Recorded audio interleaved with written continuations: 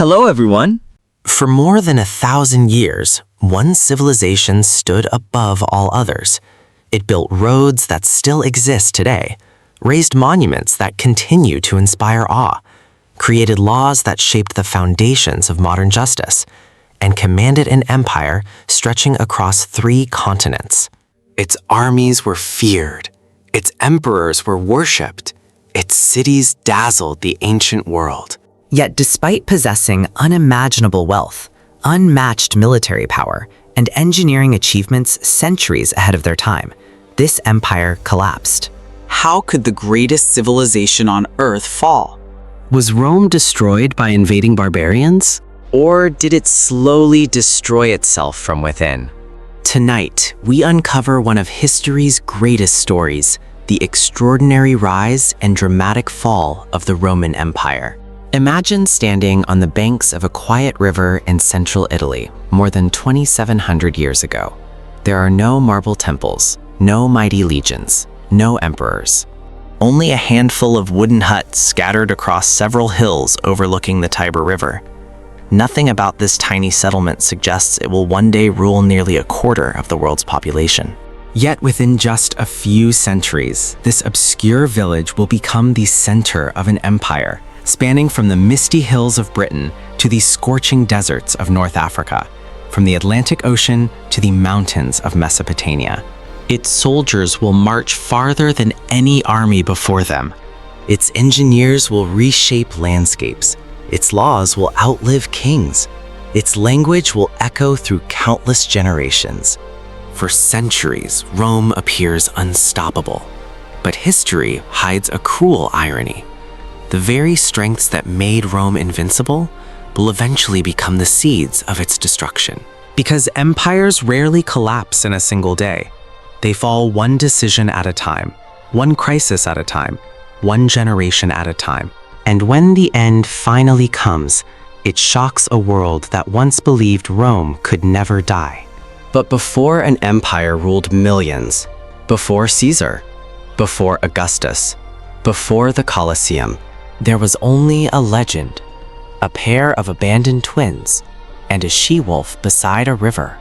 The birth of Rome, between legend and history. Every civilization begins with a story. For Rome, that story begins somewhere between myth and history. According to ancient Roman tradition, the city's founders were twin brothers named Romulus and Remus. Their mother, Rhea Silvia, was a Vestal virgin, a priestess sworn to remain childless. According to legend, she became pregnant after an encounter with Mars, the Roman god of war. Whether interpreted as divine intervention, political symbolism, or later myth-making, the story reflected something important about Roman identity. From the very beginning, Romans believed their civilization had been touched by destiny.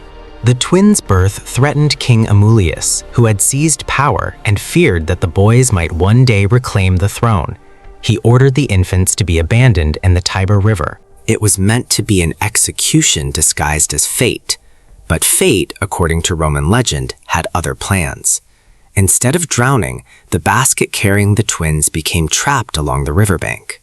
There, beneath the shade of a fig tree, a she-wolf supposedly discovered the crying infants. Rather than attacking them, she nursed them. Later, a shepherd named Faustulus found the children and raised them as his own.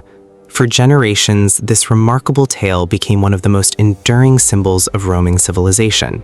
Today, the image of the she-wolf nursing Romulus and Remus remains one of the most recognizable icons of ancient Rome. Yet, modern historians and archaeologists draw an important distinction. There is no archaeological evidence proving that these legendary events actually occurred. Most scholars view the story as a national founding myth, one designed to explain Rome's origins while emphasizing divine favor, courage, and resilience. But myths often preserve deeper cultural truths. Even if Romulus never existed exactly as described, the legend reveals how Romans understood themselves. They believed survival came through hardship, strength emerged from adversity, greatness demanded sacrifice, and destiny favored those willing to fight for it. Archaeology tells a different but equally fascinating story. Excavations on the Palatine Hill, one of Rome's famous 7 hills, have uncovered evidence of simple huts dating back to the 8th century BCE. These discoveries closely match the traditional period assigned by Roman historians for the city's earliest settlement. Rather than a magnificent capital, early Rome was surprisingly modest. Clusters of farmers lived in wooden homes with thatched roofs. Their lives revolved around agriculture, livestock, and seasonal trade. Children fetched water from nearby springs. Families cultivated wheat, barley, grapes, and olives. The smoke rising from cooking fires drifted above narrow dirt paths connecting scattered homes. To outsiders, it looked like hundreds of other villages across central Italy. Yet, Rome possessed one extraordinary advantage: geography. The settlement occupied a strategic crossing point along the Tiber River. Merchants traveling between northern and southern Italy naturally passed through the area. Ships carrying goods from the Mediterranean could navigate upriver before transferring cargo onto land routes. This transformed Rome into an increasingly valuable trading hub. Salt, perhaps the ancient world's most essential preservative, traveled through the region along what later became known as the Via Salaria, the Salt Road. Trade brought prosperity. Prosperity attracted settlers, and growing populations required stronger leadership. Rome stood at the crossroads of several cultures. To the north lived the sophisticated Etruscans, masters of engineering, architecture, and urban planning. To the south, Greek colonies flourished, spreading philosophy, mathematics, literature, art, and political ideas throughout the Italian peninsula. Rather than isolating itself, Rome absorbed influences from both civilizations.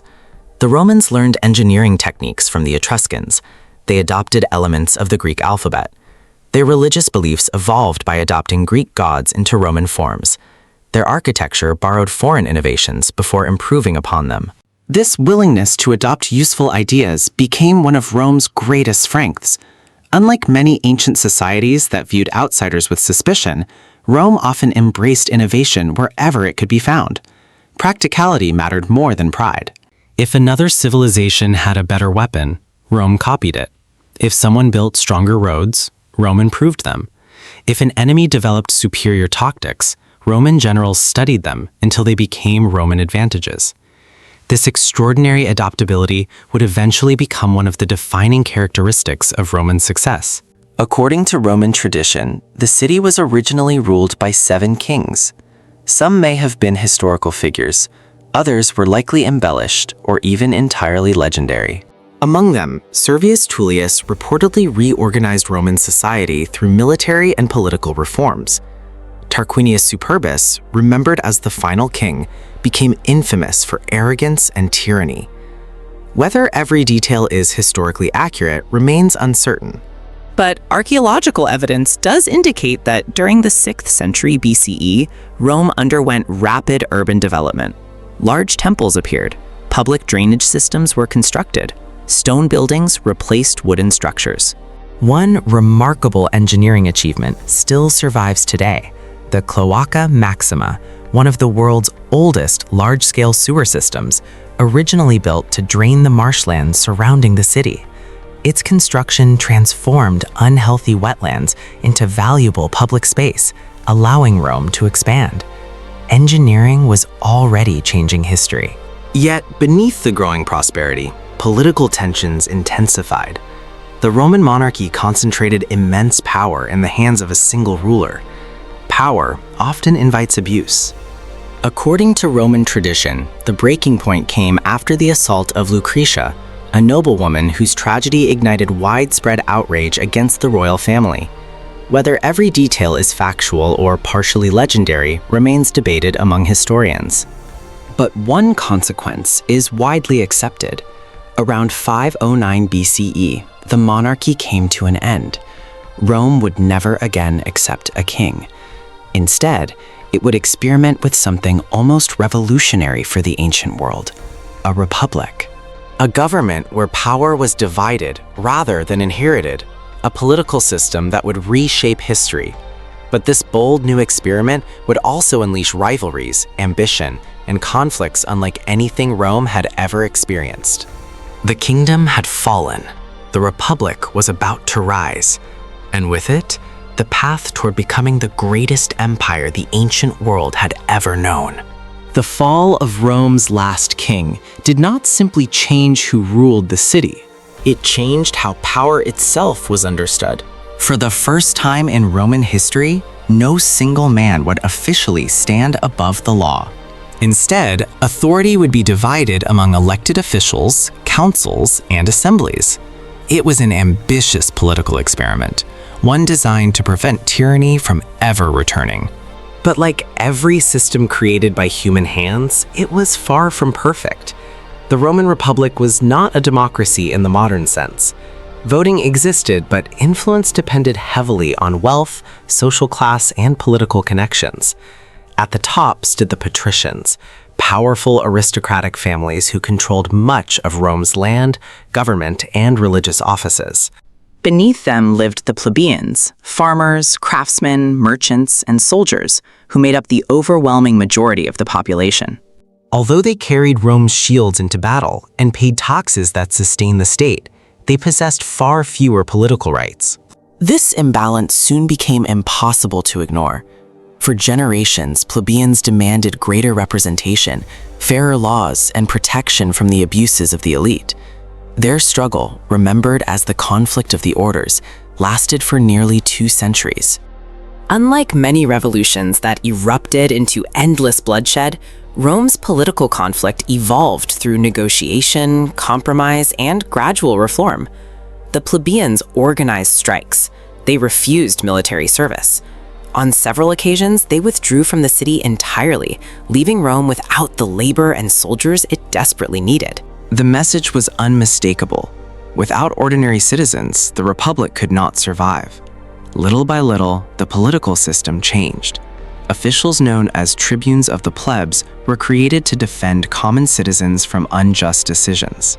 The famous 12 tables, engraved on bronze tablets around 450 BCE, became Rome's first publicly displayed legal code. For the first time, the law belonged not only to the powerful, but could also be known by ordinary people. No legal system is perfect. Yet the principle that laws should be written, visible, and applied consistently became one of Rome's greatest contributions to civilization. Centuries later, this idea would influence legal traditions across Europe and eventually many modern nations. While Rome strengthened itself politically, danger surrounded it on every side. Central Italy was a patchwork of rival tribes, ambitious city-states, and competing kingdoms. Conflict was inevitable. Rome fought the Etruscans. It battled the Samnites in the rugged Apennine Mountains. It clashed with neighboring Latin cities that had once been allies. These wars were brutal. Victory was never guaranteed, but each challenge forced Rome to adapt. Roman commanders learned from defeat as eagerly as they celebrated victory.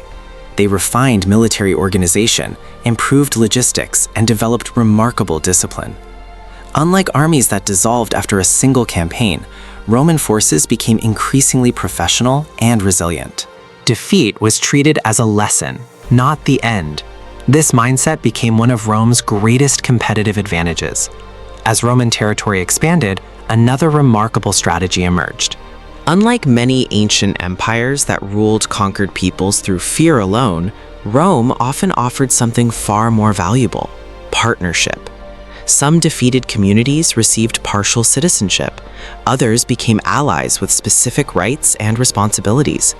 Local elites were frequently integrated into the Roman political system rather than eliminated. This policy reduced rebellion while steadily increasing Rome's soldiers, administrators, and taxpayers. Conquest was no longer simply about taking land. It was about creating a larger Roman world. Roads connected newly acquired territories. Markets expanded. Trade flourished. Ideas traveled alongside merchants and armies. Every new victory made the Republic stronger than before. Then came the conflict that would define Rome forever. Across the Mediterranean Sea stood another rising superpower, Carthage. Located in present-day Tunisia, Carthage controlled one of the greatest maritime trading networks in the ancient world. Its wealthy merchants sailed from Spain to the eastern Mediterranean. Its navy dominated the seas. Its influence reached across North Africa, Sicily, Sardinia, and beyond. Rome ruled the land. Carthage ruled the sea. Only one could become the dominant power of the Western Mediterranean. The struggle that followed became known as the Punic Wars. The First Punic War began in 264 BCE. At the time, Rome possessed almost no significant navy.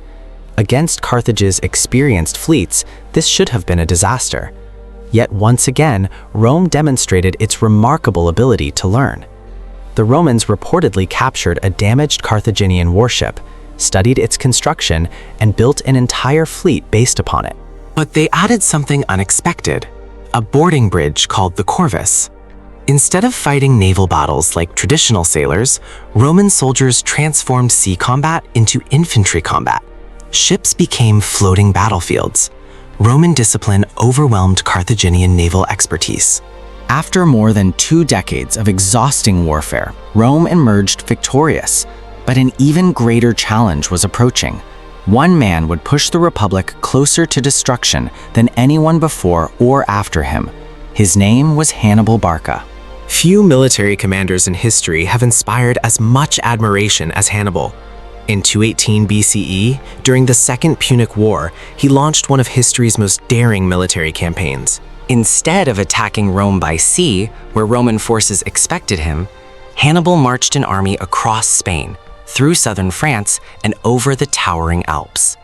With him came tens of thousands of soldiers, thousands of horses, and dozens of war elephants.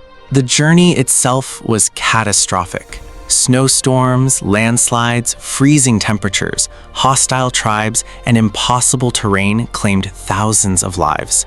Many believed such a crossing could never succeed. Yet, against every expectation, Hannibal descended into northern Italy.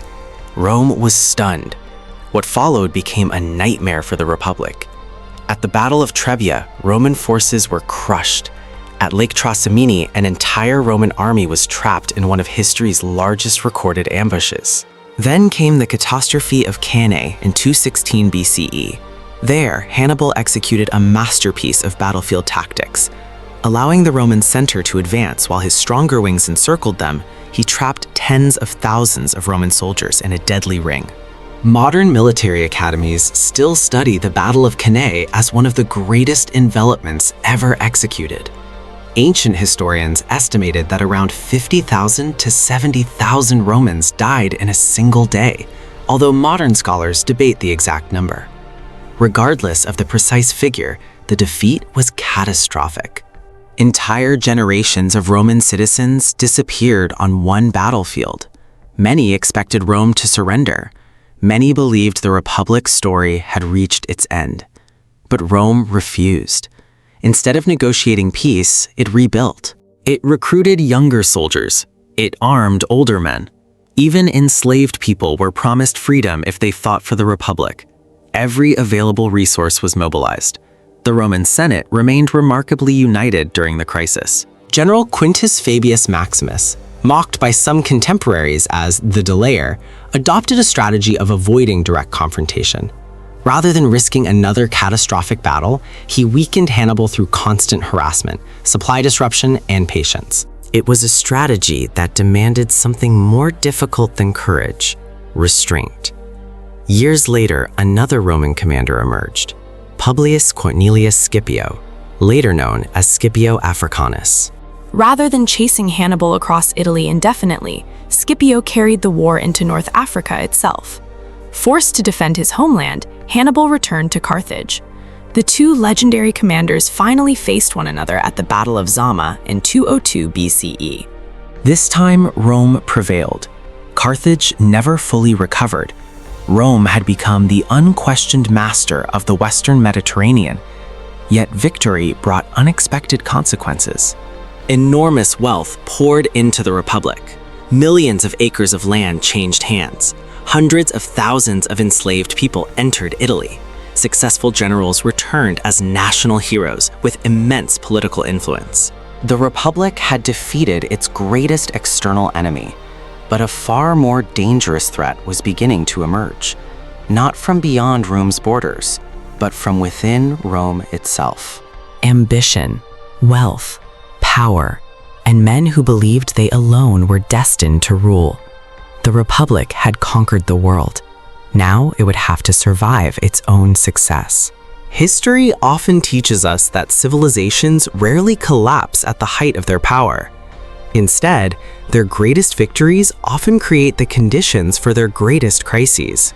By the 1st century BCE, Rome had become richer than any republic the Mediterranean had ever seen. Gold flowed into the treasury from conquered kingdoms. Grain arrived in enormous quantities from Sicily, North Africa, and Egypt. Luxury goods from India, Arabia, and the Far East filled Roman markets. Merchants grew wealthy. Generals returned home as heroes. The Republic appeared stronger than ever. But beneath this extraordinary prosperity, invisible cracks were spreading. The gap between rich and poor widened dramatically. Small farmers, the backbone of the Republic for centuries, struggled to compete with enormous estates known as latifundia. These vast plantations were owned by wealthy aristocrats and worked primarily by enslaved labor captured during Rome's endless wars. Thousands of independent citizens lost their land. Many drifted into Rome itself, searching for work that no longer existed. The capital swelled into one of the largest cities on Earth. Yet behind its magnificent temples and bustling markets lay overcrowded neighborhoods, unemployment, political corruption, and growing social unrest. The Republic was becoming increasingly difficult to govern. At the same time, military success was creating an entirely new political problem. Roman soldiers had traditionally fought for the Republic, but reforms introduced by the general Gaius Marius around 107 BCE changed that relationship forever. For the first time, landless citizens could join the army in large numbers. The state provided equipment, while successful generals often rewarded veterans with land and wealth after campaigns. It was a practical solution to Rome's manpower needs, but it carried an unintended consequence. Many soldiers began feeling greater loyalty to the commander who enriched them than to the Senate they rarely saw. The balance of power was quietly shifting. The Republic still existed. Its institutions remained, but personal ambition was beginning to outweigh civic duty. Violence entered politics with alarming frequency. Political rivals were intimidated. Elections became increasingly corrupt. Assassinations, once rare, became tools of power. Civil conflict no longer seemed impossible. It seemed inevitable. Among the ambitious men rising through this unstable world was one whose name would become synonymous with Rome itself, Gaius Julius Caesar.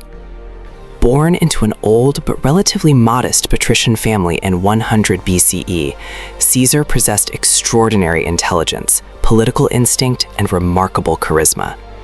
He understood something many Roman politicians did not. Power was no longer won only inside the Senate. It was won in the hearts of the people. Caesar mastered public speaking. He forgave defeated enemies when it benefited him. He organized lavish public games. He cultivated an image not merely as a politician, but as a man destined for greatness.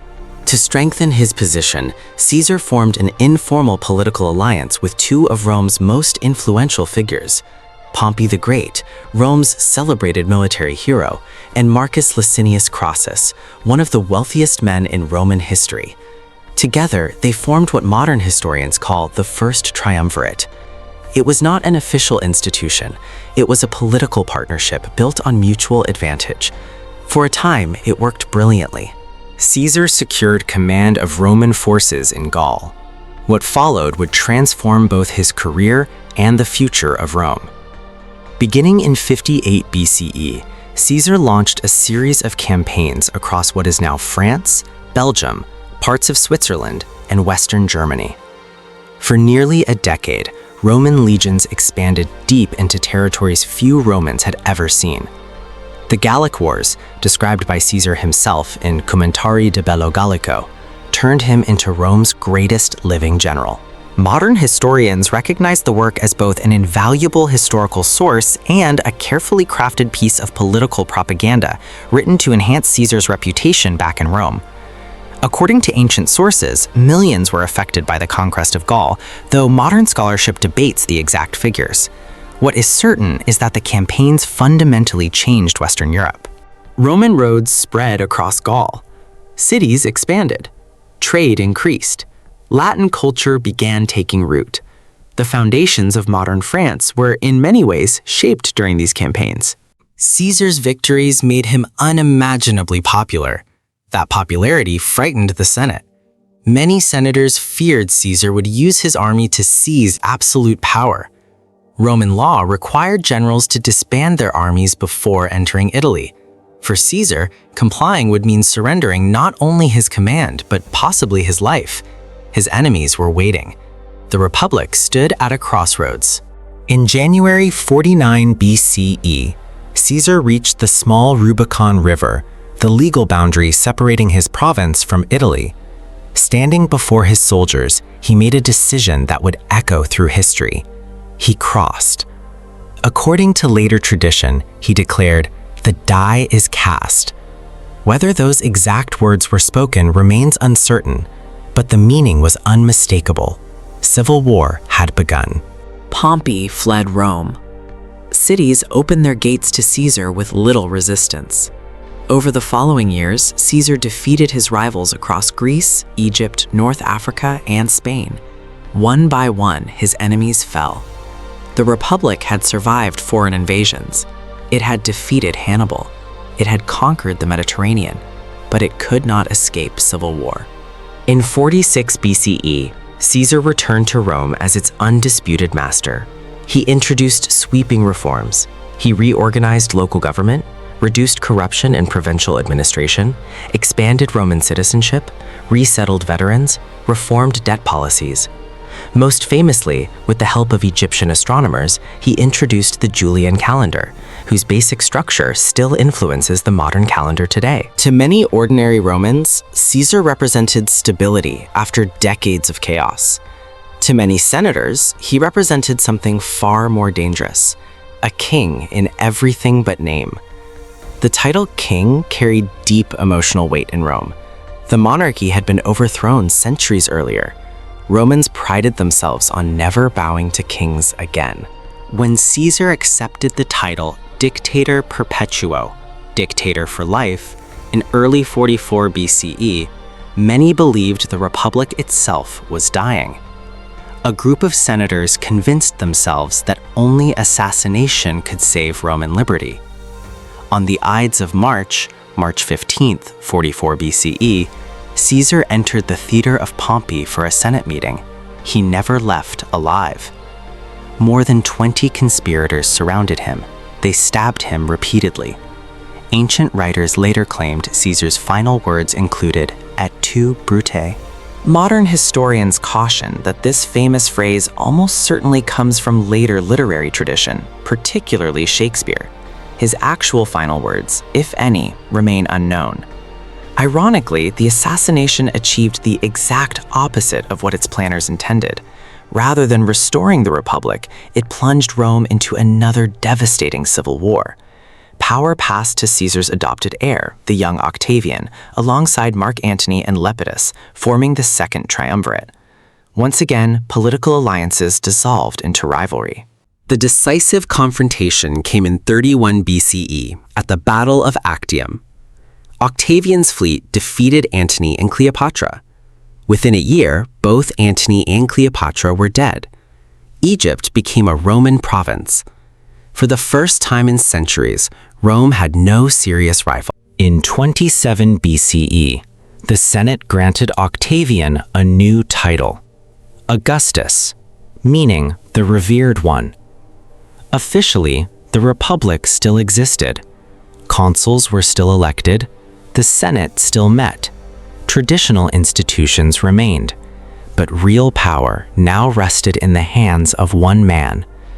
Without formally abolishing the Republic, Augustus had created something entirely new: the Roman Empire. Unlike Caesar, Augustus understood that appearances mattered. He ruled carefully, patiently. He presented himself not as a tyrant, but as the princeps, the first citizen. Behind that modest title stood absolute authority. His reign marked the beginning of nearly 2 centuries, known as the Pax Romana, the Roman peace. It became one of the most remarkable periods of stability in world history. Roads stretched for more than 250,000 miles across the empire, with roughly 50,000 miles paved in stone. Aqueducts carried fresh water across valleys and mountains into growing cities. Harbors expanded. Trade flourished from Britain to Arabia, from the Rhine to the Nile. Merchants could travel farther, faster, and more safely than ever before. Engineers erected amphitheaters capable of holding tens of thousands of spectators. Concrete allowed builders to create structures previously thought impossible. Among them stood the Pantheon, whose immense dome remains one of the greatest engineering achievements of the ancient world. Roman law evolved into an increasingly sophisticated legal system. Latin spread throughout Western Europe. Greek remained the language of scholarship in the East. Ideas, goods, religions, and cultures flowed together under a single imperial system. By the 2nd century CE, during the reign of Emperor Trajan, Rome reached its greatest territorial extent. The empire stretched from the Atlantic Ocean to the Persian frontier, from the deserts of North Africa to the forests of Britain. Nearly 70 million people, perhaps around 1/4 of the world's population at the time, lived under Roman rule. To many, it must have seemed impossible that such an empire could ever fall. Its borders appeared secure, its economy flourished, its cities dazzled the ancient world, its legions remained undefeated. But history has a habit of hiding tomorrow's crisis inside today's success. Beyond Rome's frontiers, new enemies were gathering. Inside its palaces, power was becoming increasingly unstable. And beneath the surface of unprecedented prosperity, the foundations of the empire were beginning to weaken. The Roman Empire had reached its greatest height. From this point forward, there was only one direction left to go. History rarely announces the beginning of an empire's collapse. There is no single battle, no single emperor, no single year that historians can point to and say, this is where Rome fell. Instead, decline begins quietly, almost invisibly. Small problems accumulate, difficult decisions are postponed, institutions weaken, trust erodes, and long before the world notices, the foundations are already beginning to crack. The Roman Empire reached its greatest territorial size under Emperor Trajan in 117 CE. Stretching from northern Britain to the Persian frontier and from the Rhine River to the Sahara Desert, Rome controlled millions of people, speaking dozens of languages and practicing countless religions. From a distance, the empire looked invincible, but governing such an enormous territory came at an extraordinary cost. Every frontier demanded soldiers. Every province required administrators. Roads had to be maintained, aqueducts repaired, cities supplied with food, taxes collected, pirates suppressed, rebellions crushed. The larger the empire became, the more expensive it was simply to keep it together. Recognizing these challenges, Trajan's successor, Emperor Hadrian, made a decision that surprised many Romans. Instead of continuing endless conquest, Hadrian halted expansion. He understood a truth many conquerors ignored. An empire can grow faster than it can govern. Rather than chasing new victories, Hadrian focused on strengthening existing borders. His most famous project still stands today, Hadrian's Wall in northern Britain. Stretching approximately 117 kilometers, 73 miles, across the island, it was not designed to make Rome unconquerable. Instead, it served as a controlled frontier, regulating trade, migration, military movement, and defense against raids from tribes beyond Roman control. It symbolized an important shift. Rome was no longer expanding. it was beginning to defend what it already possessed. For several decades, the empire remained remarkably stable. The reigns of emperors such as Antoninus Pius and Marcus Aurelius are often remembered as part of Rome's golden age. Yet beneath this apparent stability, new pressures were emerging. One of them arrived in a form no army could defeat: disease. Around 165 CE, during the reign of Marcus Aurelius, a devastating epidemic swept across the empire. Known today as the Antonine Plague, many scholars believe it may have been smallpox, though the exact disease remains uncertain. Ancient accounts describe cities overwhelmed by death. Entire military units were weakened, trade slowed, agricultural production declined, tax revenues fell. The plague likely killed millions over several years, although precise numbers remain debated. For an empire whose strength depended on population, labor, and military manpower, the consequences were profound. Marcus Aurelius himself is often remembered as the philosopher emperor. His personal writings, later published as Meditations, reveal a ruler deeply concerned with duty, mortality, self-discipline, and the burdens of leadership. Unlike many emperors before or after him, Marcus Aurelius sought wisdom more than glory. Yet even he could not stop the growing pressures facing the empire. When he died in 180 CE, many historians consider it the symbolic end of the Pax Romana. His son, Commodus, inherited the throne. Where Marcus Aurelius valued restraint, Commodus embraced spectacle. Ancient historians portray him as increasingly unpredictable and obsessed with personal fame. He reportedly appeared in gladiatorial contests, presenting himself as a heroic warrior before carefully controlled audiences. Modern historians caution that many surviving accounts were written by hostile senators, meaning some stories may have been exaggerated. Even so, there is broad agreement that political stability deteriorated significantly during his reign. When Commodus was assassinated in 192 CE, Rome entered a dangerous new era. Power no longer passed smoothly from one ruler to another. Instead, emperors increasingly rose and fell through military force. The crisis reached its peak during the 3rd century crisis, beginning in 235 CE. Over the next 50 years, the empire experienced one of the most turbulent periods in its history. More than 20 emperors claimed the throne in rapid succession. Many ruled for only months. Several were assassinated by their own soldiers. Others died in battle. Some never gained full control of the empire at all. Civil wars erupted repeatedly. Each rival emperor needed money to reward loyal troops. Taxes increased. To stretch limited resources, the government reduced the silver content of Roman coins. This debasement triggered severe inflation. Prices soared, savings lost value. Ordinary citizens struggled to afford basic necessities. Merchants became reluctant to accept imperial currency. Trade slowed. Economic confidence collapsed. The Roman economy, once the envy of the ancient world, entered a period of prolonged instability. Meanwhile, external threats intensified. Along the Rhine and Danube frontiers, Germanic tribes, including the Goths, Alemanni, and Franks, launched increasingly frequent raids. In the east, the newly established Sasanian Persian Empire proved far more powerful than Rome's earlier eastern rivals. For the first time in centuries, Rome faced serious military pressure on multiple fronts simultaneously. Then came one of the greatest humiliations in Roman history. In 260 CE, Emperor Valerian confronted the Persian king Shapur I. The Roman campaign ended in disaster. Valerian was captured alive. No Roman emperor before him had ever suffered such a fate. Ancient Persian reliefs still depict Shapur celebrating his victory.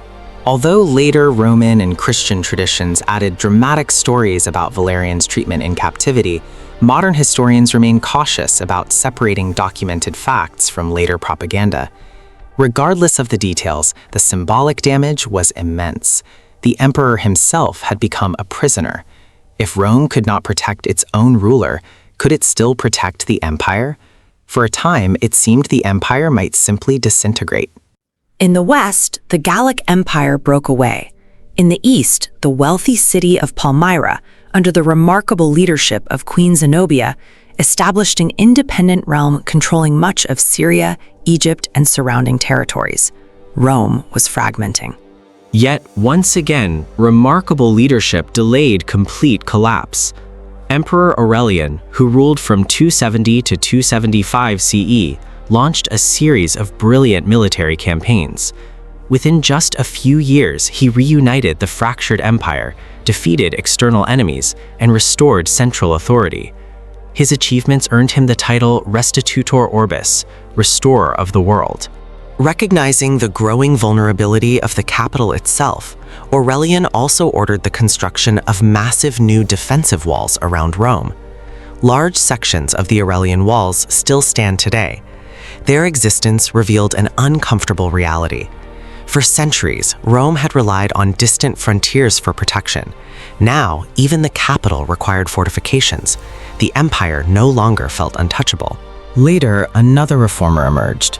Emperor Diocletian, ascending to power in 284 CE, understood that one man could no longer govern such an enormous empire effectively. His solution was revolutionary. He divided imperial administration among 4 rulers in a system known as the Tetrarchy. The empire remained legally united, but power was shared across different regions. Diocletian also reformed taxation, expanded the bureaucracy, reorganized the military, and attempted to stabilize prices through imperial edicts. Some reforms succeeded, others proved difficult to enforce, but together they bought Rome valuable time. Then, in the early 4th century, another emperor transformed the empire in ways no one could have imagined: Constantine the Great. After defeating his rivals in a series of civil wars, Constantine reunited imperial authority. According to later Christian tradition, before the Battle of the Milvian Bridge in 312 CE, he experienced a vision associated with the Christian symbol known as the Chi Rho.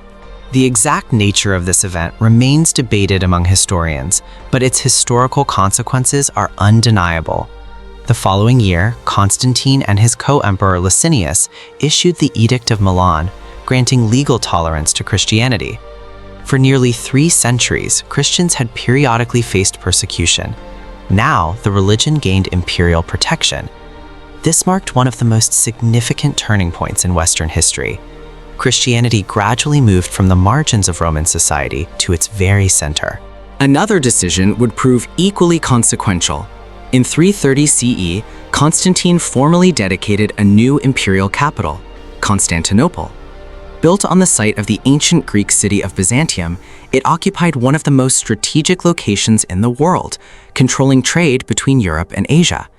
Rich, well-fortified, and economically vibrant, Constantinople soon rivaled and eventually surpassed Rome itself. Without intending it, Constantine shifted the empire's center of gravity eastward. The western provinces increasingly struggled with declining revenues, political instability, and military pressure. The eastern half grew wealthier. The western half grew weaker. By the late 4th century, Rome was no longer the confident empire that had once dominated the Mediterranean without challenge. Its institutions still functioned, its armies still fought, its cities still stood, but the balance had changed. The empire was surviving, not thriving. Beyond the northern frontiers, entire peoples were beginning to move, driven by climate shifts, economic pressures, and above all, the advance of the Huns. Vast migrations pushed Germanic tribes toward Roman borders. Some came seeking land, others sought protection. Some came as allies, others arrived as invaders.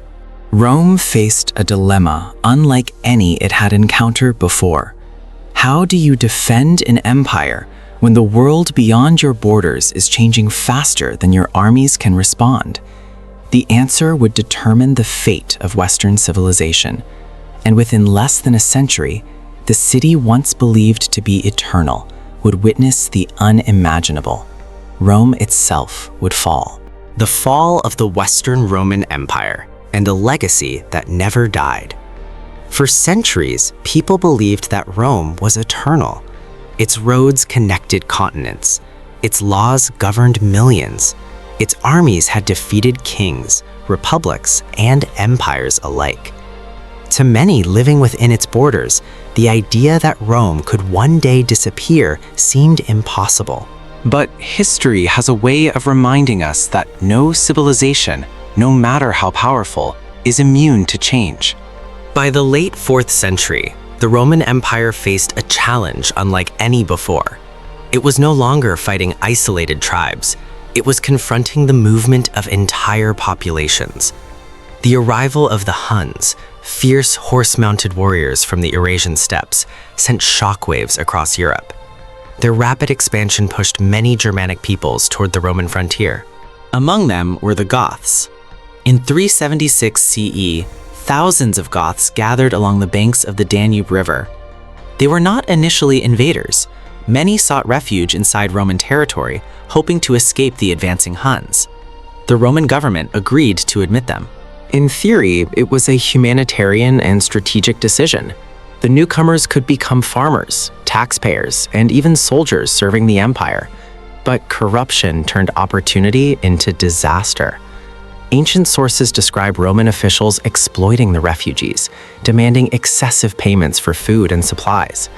Some accounts even claim desperate Gothic families were forced to exchange their children for basic provisions. While the details vary among historical sources, there is broad agreement that widespread abuse fueled growing resentment. Eventually, desperation turned into rebellion. The result was one of Rome's greatest military catastrophes, the Battle of Adrianople. In 378 CE, Emperor Valens marched east to confront the Gothic forces near the city of Adrianople. Confident of victory, he attacked before reinforcements could arrive. It proved to be a fatal mistake. The Roman army was overwhelmed. Valens himself was killed in battle. Roughly 2/3 of his field army was destroyed. Modern historians often compare Adrianople to earlier disasters like Cannae because of its enormous psychological impact. For the first time in centuries, Rome had suffered a devastating defeat against an enemy now living inside imperial territory. More importantly, the battle exposed a troubling reality. The Roman military was no longer invincible. The empire adapted once again. Increasingly, Germanic warriors were recruited into Roman service as foederati, allied troops who fought alongside and sometimes within the imperial army. This policy solved immediate manpower shortages, but gradually made Rome more dependent on leaders whose loyalties did not always align with the central government. The army that had once symbolized Roman unity was becoming increasingly diverse and decentralized. Meanwhile, political instability continued. Emperors rose and fell with alarming speed. Powerful generals often exercised more influence than the emperors they supposedly served. The Western government's financial resources shrank. Tax revenues declined. Maintaining roads, frontier fortifications, and professional armies became increasingly difficult. Yet perhaps the greatest psychological blow came not on a battlefield, but inside the city itself, the sack of Rome. In 410 CE, the Gothic king Alaric led his forces into Rome. For 3 days, the city was looted. Although much of its monumental architecture survived, and widespread slaughter appears to have been more limited than later legends suggested, the symbolic impact was enormous. The city that had not fallen to a foreign enemy for nearly 800 years had been breached. News spread rapidly throughout the Mediterranean. Many believed the world itself was changing. St. Augustine later responded to this crisis by writing The City of God, arguing that no earthly empire, no matter how magnificent, could last forever. His work became one of the most influential texts in Christian philosophy and medieval political thought. But Rome's ordeal was not over. Only a few decades later, in 455 CE, another invasion struck. This time, the Vandals, sailing from North Africa under King Genseric, entered Rome and carried away vast quantities of wealth. The word vandalism derives from their name, though modern historians note that the historical Vandals were more politically organized than the later stereotype suggests. The Western Empire was becoming increasingly fragmented. Britain had effectively slipped from Roman control. Large parts of Gaul were ruled by Germanic kingdoms. Spain was divided among competing powers. North Africa, once one of Rome's richest provinces and its primary source of grain, had been lost. The empire still existed, but mostly on maps. The last emperor. Then came the moment traditionally remembered as the end. In 476 CE, a Germanic military commander named Odoacer deposed the young emperor Romulus Augustus. Ironically, the last Western Roman emperor carried the names of both Rome's legendary founder, Romulus, and its first emperor's adoptive father, Augustus, yet his reign had been little more than symbolic. Rather than proclaiming himself emperor, Odoacer sent the imperial regalia to Constantinople and recognized the authority of the Eastern Roman emperor. To many contemporaries, this was not seen as the dramatic collapse later generations imagined. Life continued. Markets opened. Farmers harvested crops. Churches held services. Cities remained inhabited. There was no single day when everyone suddenly realized the Roman Empire had ended. Instead, historians today generally describe the fall of the Western Roman Empire as a long process, not a single event. The year 476 CE serves as a convenient historical marker, but the transformation unfolded gradually over centuries. And while the Western Empire disappeared, Rome itself did not. The empire that refused to die.